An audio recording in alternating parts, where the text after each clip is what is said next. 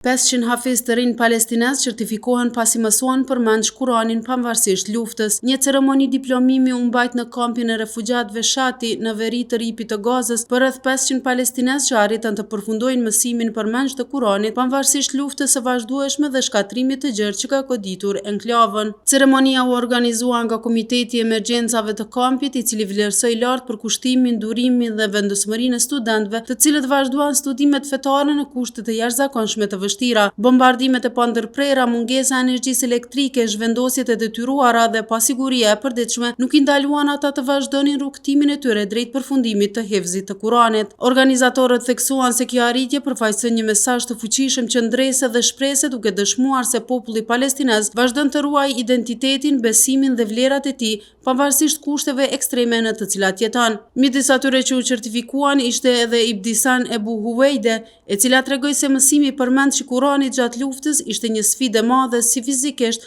ashtu edhe emocionalisht.